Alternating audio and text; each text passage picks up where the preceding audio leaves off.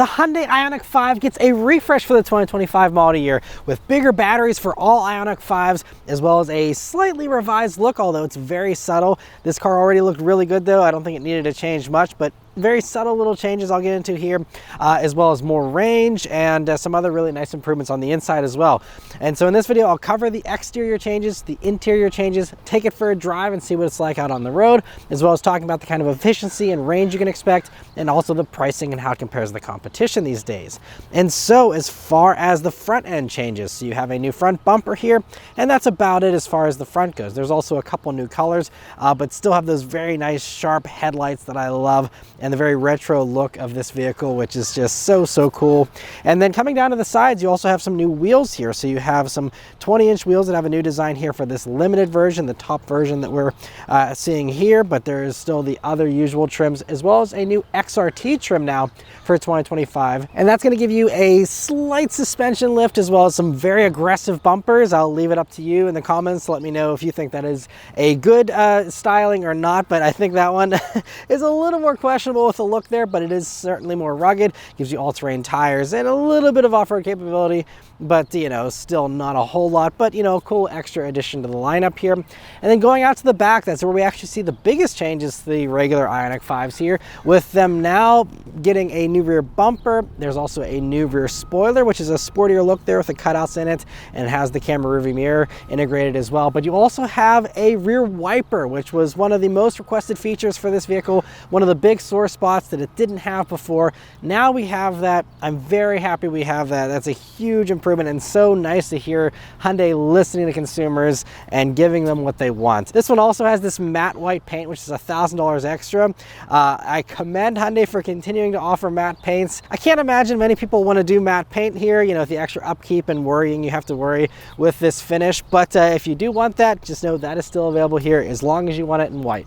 The interior of the 2025 IONIQ 5 is really nicely changed now. They kept a lot of the good stuff that we all loved about the IONIQ 5, but they improved the key things once again that people were requesting. So there's more buttons, and we finally have wireless Apple CarPlay and wireless Android Auto with Hyundai's new infotainment software here. But anyway, first thing, sitting down in these seats, you still have these really nice H-Tex like leatherette seats here in the Limited that are perforated, and these ones also here for the top trim have the relaxation seat with the little ottoman that comes out, and these seats are heated as standard on all IONIQ 5s actually. And here for the Limited, that's the only way you get ventilated seats and memory seats. So if you want those two features, you gotta go all the way up to the Limited, unfortunately, so no middle ground there. But you know, still just really nice, soft, comfortable seats, have all the usual adjustments as well. And yeah, I actually really like these seats. They're really nice and soft. Some of the nicest seats in this segment. Moving on here to the steering wheel, that's also slightly revised here for 2025. Mostly just with having a new drive mode selector here, and also having a slightly different grip for the wheel, but otherwise, you know, same kind of buttons here on the front of it, and still a really great wheel. Nice little 9-3 grip too, little 10-2 notches, and the paddle shifters here. And I also love the column mounted shifter. That's something the old IONIQ 5s had it as well, but I really have grown to love this. It's so quick and easy. It's, you know, right within fingertip reach, you know, go in reverse drive if you're, you know, maneuvering a bunch and stuff. It hands down the best shifter in the industry, in my opinion. I love it. And then moving on here, we still have the double 12.3-inch gauge array here with the touchscreen for the other one. And as far as the gauge cluster goes, still really nice and high resolution, and hasn't really changed too much. Still all the basic Hyundai stuff there in the middle. And you also have a nice little addition, in my opinion, with the gauges, where you now can see a max amount of range and a minimum amount of range, as well as just the regular range estimate, and also the percentage of your battery, which is something, especially the percentage. GM, for example, doesn't like including that all the time. I love that we have all those things there, and having the max and min range is actually really helpful too, because it means if you're, you know, being super inefficient, you know, you have kind of a worst case scenario number, and also an optimistic number if you are just doing non-stop stop and go city or something. And that's actually really cool to see the reflection there of, you know, the wiggle room that that estimate has, and something no one else, I don't think, really in this segment is doing. And so I really enjoy that. You also hear in the Limited have a head-up display. It's only in the Limited, and that also give you augmented reality, turn-by-turn directions and things as well if you'd like. And, you know, certainly nice to have the head-up display here. And although it still doesn't work with polarized sunglasses or anything, so, you know, still not a must-have feature in my opinion, but nice nonetheless.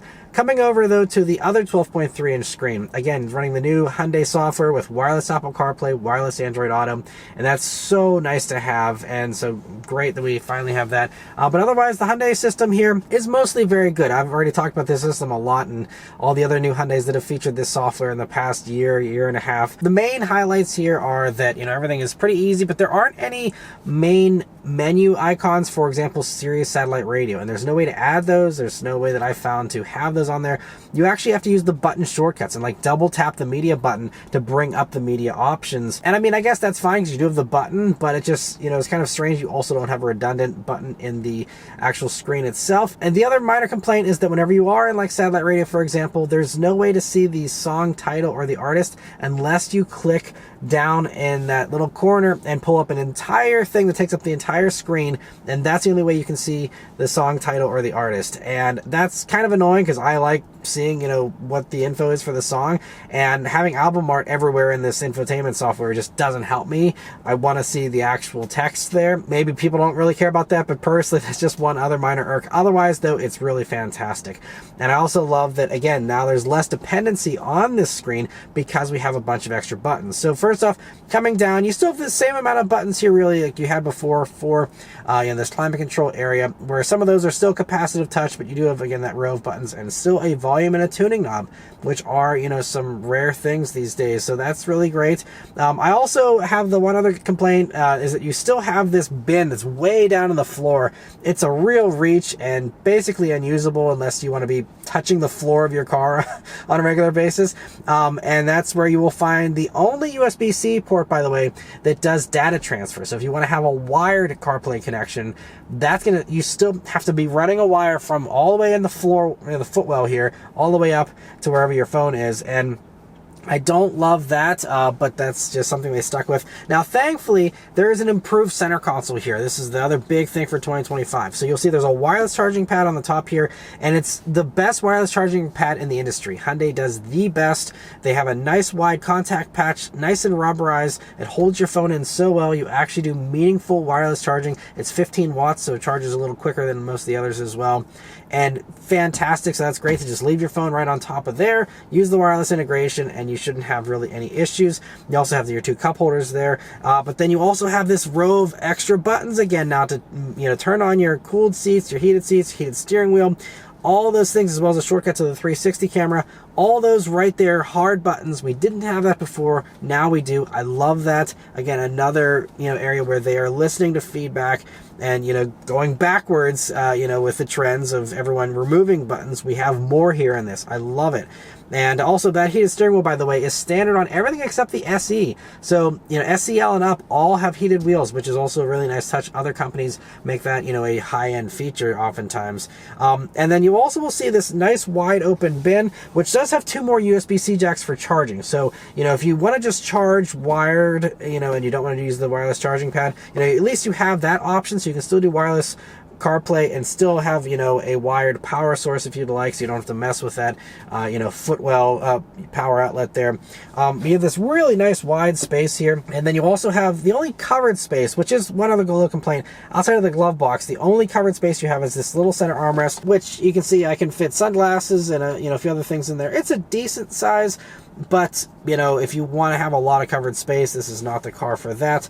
The other cool trick, though, with the center console is that here in the Limited, it also slides. So you can pull this handle and slide it rearward if you want to have those USB-C jacks closer to those rear seat passengers, or have this, you know, just slid back so you have a more airy cabin up front here with this flat floor you have in the IONIQ. You know, it's just nice to have that flexibility. You also finally have the Bose stereo. It's only an 8-speaker Bose stereo, and honestly, it's not the best Bose stereo out there in my opinion, or best in general. I think there's some others that do some clearer sounds. And I think to me, this Bose system feels a little flat. And usually other Bose systems, I know people joke about, you know, Bose not being great with the dynamic range, but other Bose systems and other vehicles are really good. And even other Hyundais have better Bose systems. This one is, I think, mediocre in my opinion. It's not terrible, but, you know, again, I think these days there's so many impressive stereos in cars, and this one just isn't a standout or anything. But anyway, moving on to the back seat here in the IONIQ 5. It's a really good amount of space. I love, again, the flat floor. Makes it great for, you know, getting in and out, putting people in the middle seat especially. And also that, you know, second row seat there also reclines and also slides forwards and backwards if you want to give yourself a little more cargo space, for example. There's also a power outlet there on the floor too, and also 2 USB-C jacks and a little cubby there. And I love that we have also air vents in the B-pillar here for those rear seat occupants. So it raises that up a little bit and makes it a little more directed towards those outboard rear passengers. And for example, with our car seat, with my daughter in the back there, it was really nice having something a little more close to eye level for her and, you know, give her some better cooling. And that combined with the sun visors there built into the rear doors, which is something most other competitors don't give you as well. Those two features alone make this very much a more kid-friendly vehicle, I think, than all of its competitors, and no one else matches the Hyundai as far as those thoughtful little touches. One minor other little thing I will say, if you are someone who's putting in a car seat, is that I don't love the seatbelt setup, because if you do have to use the seatbelt to anchor your seat, like with my daughter being heavier now, we have to use the actual seatbelt there. You can see that it doesn't move upward enough for the seatbelt buckle to really do a good firm grip there with the seatbelt. It kind of gets tangled up there and bunches up, so that it makes it hard to install a car seat very securely. I was able to do it just using all my tricks to, you know, really get that nice and tight. But it's a little more of a challenge to mount a car seat in here, and especially if you're going to be removing a car seat and going, you know, taking it in and out, you know, which is rare. But if you are one of those people, this is more of a pain than others. Otherwise, you know, they just have a really great view to look out of this glass panoramic roof, which also does have a cover. And that's another thing that some of the other competitors, again, like Tesla Model Y, Mach-E, don't have a cover, and you're always forced to be baked in the sun. This, you can cover it up, and that's another very kid-friendly feature especially. It's a really great to have that. Finally, moving on to the cargo space here, you have the same space you had in, you know, the pre-refresh IONIQ 5. It's a nice wide space, nice and long. It's a tiny bit less deep, I think, than like a Hyundai Tucson, for example, or a regular, you know, gas crossover, but still a large amount of space. Unfortunately, there's no extra bonus space under the hood, really. There's a tiny little briefcase size space that you can, you know, fit like the charging adapters here. That's, you know, about all that's good for, unfortunately. So that is an area where, again, Mach-E and Model Y especially give you, you know, a nice large frunk and a lot more usable space. So that is still one deficiency of this vehicle, but, you know, assuming you don't need maximum space all the time, you know, this should be just fine. And if you do need more space, there is also now the new Hyundai IONIQ 9, which is a 3-row, tons and tons of space. If you want an electric Hyundai with a bunch of space in the back, you know, that's always an option too. But let's start up and go for a drive. The Hyundai still has the same key as it's had. For the IONIQs, it's a little different, with these buttons being a little like bluey, kind of almost like glow-in-the-dark looking with this silver key. It's a really cool key. It's a little on the large side, but overall still pretty nice. Not too thick or anything. You have the Smart Park buttons there on the back, because it does have the Smart Park features here on these upper trims. You also have the digital key 2.0 here with Hyundai, so you can use your phone as a key with NFC and all that. That's still an option if you'd like, but I love we still have a key fob. Other companies are trying to get rid of key fobs little by little. I'm thankful we still have that here on the Hyundai. But of course, it is keyless access, keyless entry, and push button start. So you just leave the key in your pocket, hit the power button, and it turns right on. And I also love that this car doesn't try and guess if you want to have it turn on or not. You know, a lot of other vehicles these days in this segment also, you know, they try and guess based on, you know, the weight in the seat, or you put your foot on the brake. I still just like pressing a button to turn it on. And so that is just, you know, a nice thing that I appreciate about this as well. All right, so setting off here in the IONIQ 5. So the first thing you notice about this vehicle, I think the first thing I notice is you still have a nice high sitting position here in this. You know, from pictures and videos, you know, this looks like it's some kind of hatchback basically, even though it is, you know, kind of as large as all the compact SUVs. But you do sit up nice and high like you are in an SUV, and you know, it does feel nice and roomy and airy in here. Now, as far as, you know, visibility, that's all unchanged from the pre-refresh. That means you have a nice thin A-pillar, great view forward, good view out of the sides. View out of the back is great. great because you get a camera rearview mirror as standard, even in the base version of the IONIQ 5, which is great. Now, if you still want to use the mirror, you have that option, and now it'll be even more clear thanks to, again, that rear wiper. And it's a fine view, you know, if you want to use that the old school way, but it's great having the camera. It's really well done. Other things here are that, you know, you do have a 360 camera here in the XRT and in the Limited, and that's going to be, you know, really nice if you are in tight parking spots. And again, combined with the park assist you have here in these top versions, as well as again, that smart park feature there on the key and all that. You know, it's got all the assistance. You got the park sensors, all those things here to help you out maneuvering this vehicle. Otherwise, though, you know, all the driving stuff's going to be basically the same. They didn't change anything there. So, you know, all the motors are the same. The way it drives is all the same. Really, the main headline things here for this are just the bigger batteries that all IONIQ 5s get, and just the extra range you get as a result, as well as the difference in the charging here, which I'll get into in a second. But, you know, the main thing is just the fact that you have, again, larger battery packs. So you went from, I think, a 58 kilowatt hour pack in the very base standard range version to now a 63 kilowatt hour pack. And then here for the upper trims, you went from a 77 kilowatt hour battery pack now up to 84 kilowatt hours. And so even though those sound like pretty significant amounts of extra capacity, the range hasn't gone up too much. So for that base one, the standard range, you get like 225 miles of range, and then for these other versions with the larger battery pack, you go like 259 miles of range for the XRT, 269 miles of range here for the Limited, and then if you are to go up for the smaller wheels of the SE and the SEL, then that will give you 290 miles of range. The best way to get the most range in these is to go for the rear wheel drive big battery pack, small wheel, you know, SE SELs. Those are going to be able to give you 318 miles of range, and that's going to be your best case kind of scenario. They still do have the best in class DC fast charge rate of about 20 minutes to go from 10% to 80% with the 800 volt system that this has, that basically no one else in this segment still really matches, and that makes this the fastest charger in the segment by a long shot. But we are going to do an acceleration. I'll talk more about charging in a minute, but I'm going to put it up into the sport mode here, and we're going to turn it onto this back road and see how it does. And here we go. Instant punch, and it's really quick.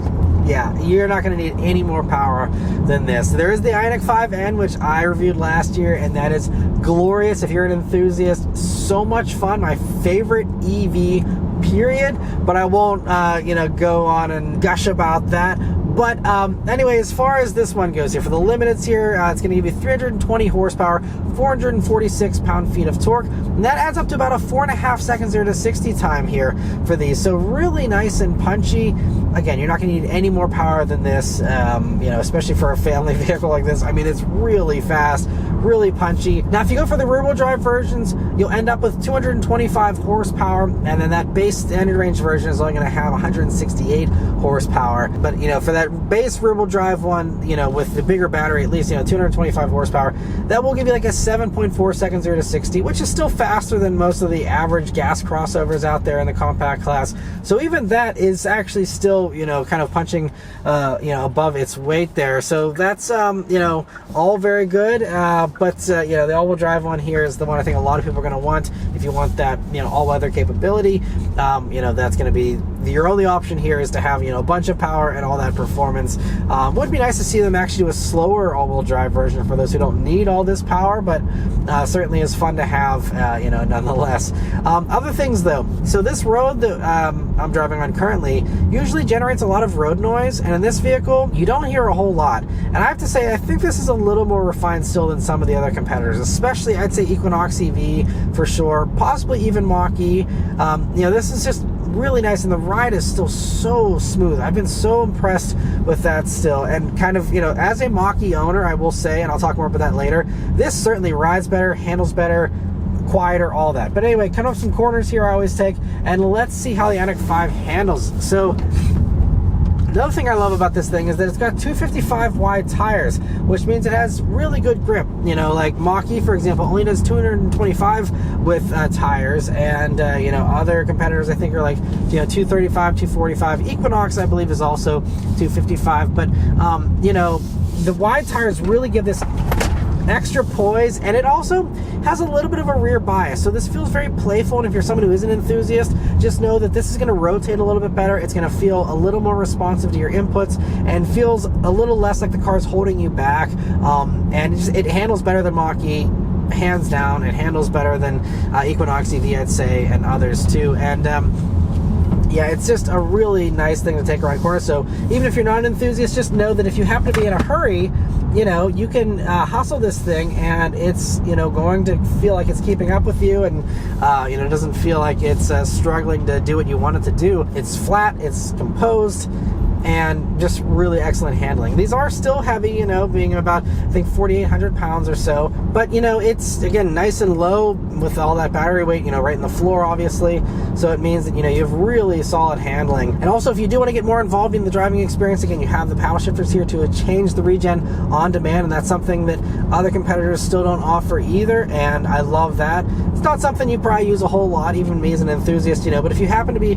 going down a long hill, for example, and you don't want to just sit there with your foot on the brake the whole time, you know, you can ramp up the regen for those long downhill sections and then loosen up on it again once you're back on level ground. Or if you want to just have it set up to do one pedal driving, you can have it in its most aggressive setting, and you can basically, you know, have that kind of one pedal effect there. Also, the other little thing to mention is, though, the XRT version, which, you know, does focus a little more on off-road performance, that will give you some extra drive mode. So that, I think, has like a sand and a dirt kind of mode, and that's all going to, again, help you to have a little bit of better performance off-road if, again, you happen to live on a dirt road, or you do some very, you know, light kind of off-roading. But, you know, with that not having any kind of underbody protection really beyond the usual stuff you get in IONIQ, you know, I wouldn't do any intense off-roading with that, you know, very expensive battery pack right there, nice and low. But you know, otherwise, though, again, just even cruising behind traffic here and stuff, it's just, again, so nice and comfortable, and just a really great cruiser. And I really think it does do better than a lot of the others. I think the ride is less busy than Equinox EV, for example,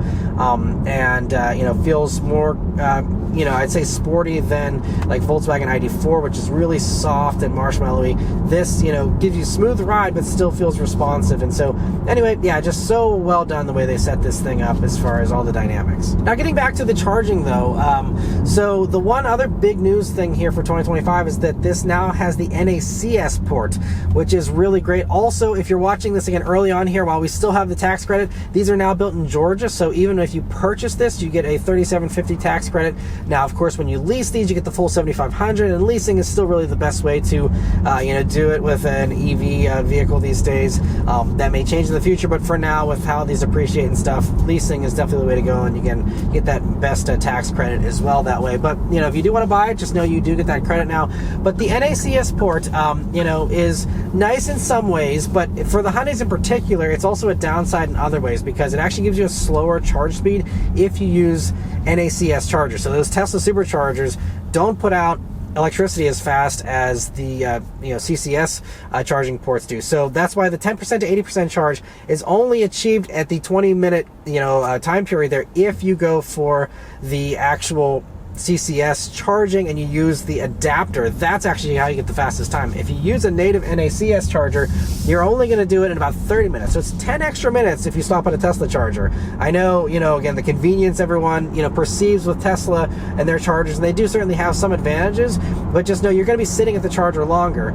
So, you know, it still is, you know, beneficial just to use the adapter, which, by the way, these all come standard with adapters from Hyundai. You don't have to pay for them or anything. And so that's really great. And I would just say stick to CCS, use the adapter if you want to have the fastest charging experience. And now we're out on the highway here in the IONIQ 5, and I do have the Highway Drive Assist 2.0 on, which comes standard on everything except the base SE. The base SE still does get adaptive cruise control, which is not Highway Drive Assist 2. It's the 0.1 or the 1 version of that instead of the 2 version. The 2 version, though, basically just gives you, they say, machine learning as far as the lane follow assist. So it's smarter with lane follow, and also, you know, it does do like automated lane changes, but you still have to put the turn signal on and still have your hand on the wheel the whole time, and it's still too slow to actually be useful. So, you know, don't get hung up on that. They all have adaptive cruise, and, you know, there's really no big differences, you know, that I can at least feel from behind the wheel for those. Otherwise, though, you know, out here on the highway, it's a really nice cruiser.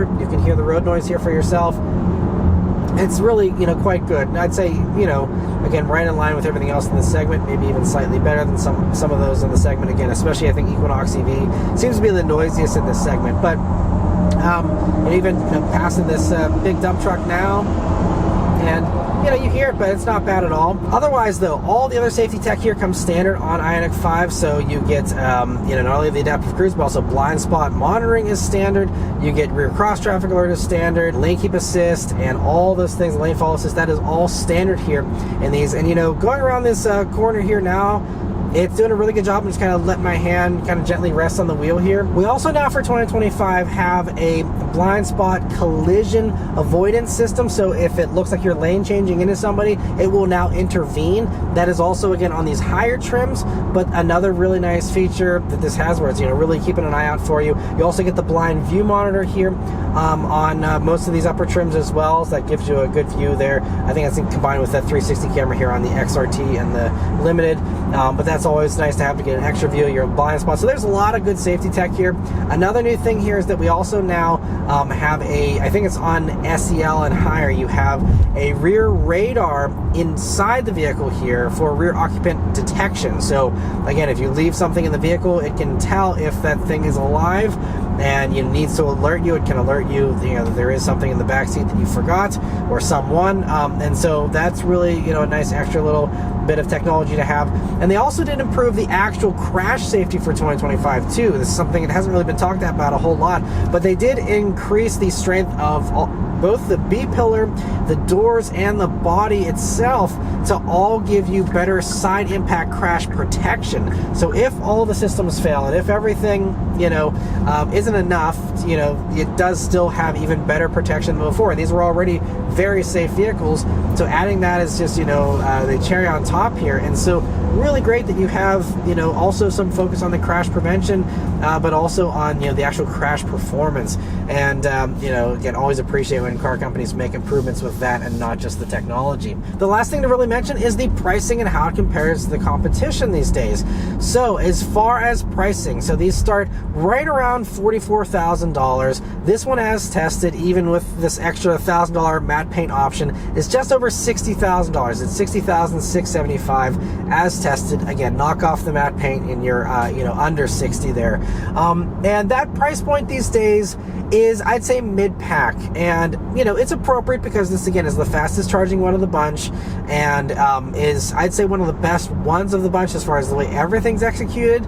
But it isn't, the typical Hyundai value of being one of the cheapest ones in the segment. It is, again, firmly mid-pack. So if you do want to get the best pricing possible on an IONIQ 5, though, in general, you're definitely going to head over to mattmotoring.com. There you get access to dealer invoice pricing, as well as getting connected to a local dealer, which can show you one of these and, have you take it for a test drive, check it out, see what you think of the IONIQ 5 in person for yourself. But that invoice pricing is especially nice to get with that. So definitely head over to that site. There's going to be a link in the description, as well as one in a pinned comment to take you straight over to that and get you all that information. But as far as those competitors go, really the first one I'll say that's very close to this because it's on the same platform is the Kia EV6. It's also getting a refresh for 2025 here with some new styling and with some other new changes on the inside, much like this, because again, same parent company here, so all the same stuff there. And that is a really nice one. I haven't reviewed that yet, but it gives you that same fast charge rate, gives you the wireless smartphone integration now and all those other things, and those come in very similar, like a few $100, I think, under this to start, and then a few $100 over this for a loaded version. But basically, just if you like this vehicle but you want the different styling, that's where the EV6 can kind of provide an alternative there. But I'd say really the best value in this segment still, though, is the Chevrolet Equinox EV. That vehicle, they just really were impressive with the fact that even the base version gets 319 miles of range, and even the fully loaded versions with bigger wheels and stuff still end up with like 307 miles of range.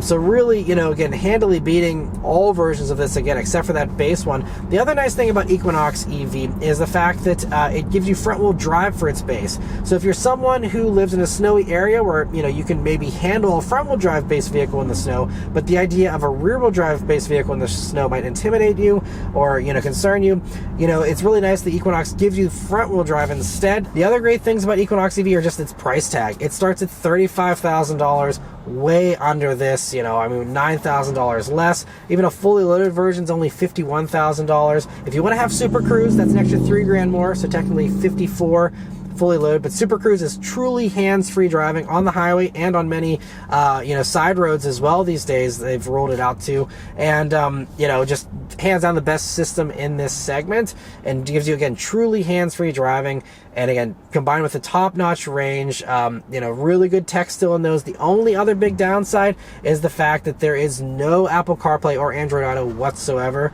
with GM's crusade against that in their EVs. So as a result, you know, you have worse smartphone integration. But if you don't need smartphone integration, then, you know, that is going to be, you know, really, that's really the only drawback, honestly. That still gives you fantastic, you know, heated and cooled seats, a cover for its glass roof, good amounts of space, you know, good amount of power, very similar to this. And again, Equinox EV is just, again, undercutting everybody. Like I said earlier, you know, refinement might not be quite as high. I don't think it's quite as quiet as this is, but just hands down the best value in this segment, I think, still. Another one, though, that is actually a very solid value these days is the Ford Mustang Mach-E. Again, full disclosure, we do own a 2022, but I'm just objectively, you know, saying the pros and cons here. Mach-E also comes in less money. They're about $3,000 less to start, and even, again, a fully loaded one comes in right around $54,000, and that's before incentives, which, you know, Ford is doing, as are many other companies, including Hyundai. You know, everyone has different deals, so, you know, MSRP isn't really the best way to judge all these, because lease deals are really where it's at for these vehicles right now.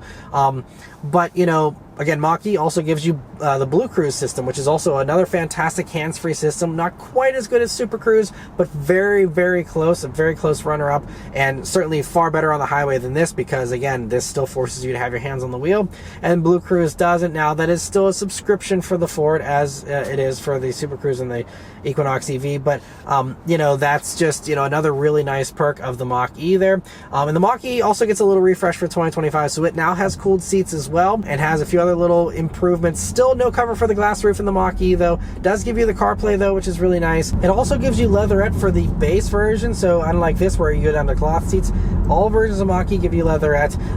But, you know, the other little downside of the Mach-E is the fact that, you know, the charge speeds are only 150 kilowatt for the peak charge rate, and that's something also Equinox EV, same deal, 150 kilowatts. So this is still, again, no one's going to touch the Hyundai as far as the charge speed, so that is certainly, you know, one key, you know, factor that separates this from those.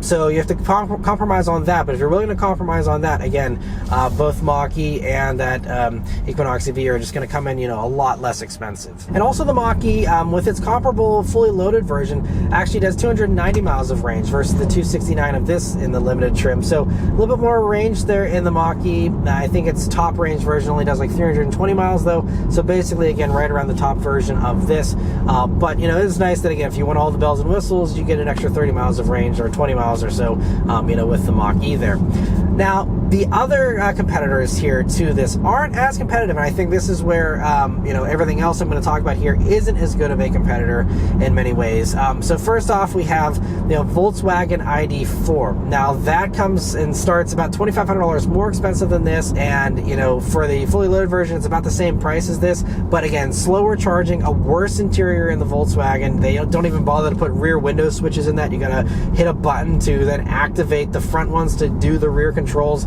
I don't think Volkswagen ID4 is competitive at all.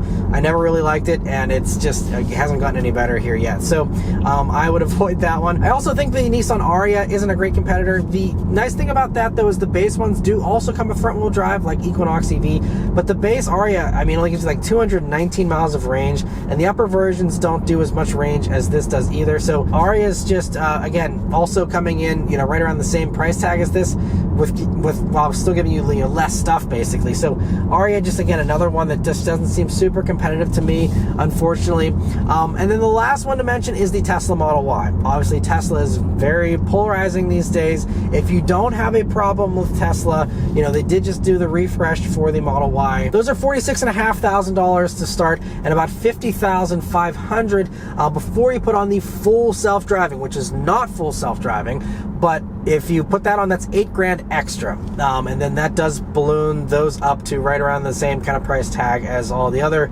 fully loaded versions of all these other vehicles. But if you don't do that, full self-driving BS, then, that is going to be, really a big undercutter. And again, it just comes down to how you feel about Tesla. But if you don't have anything against them, that is a phenomenal bargain. It does arguably more range. They rate range differently, so not really comparable as far as comparing the numbers, but it can potentially do better range than these, and does very similar kind of performance and all that.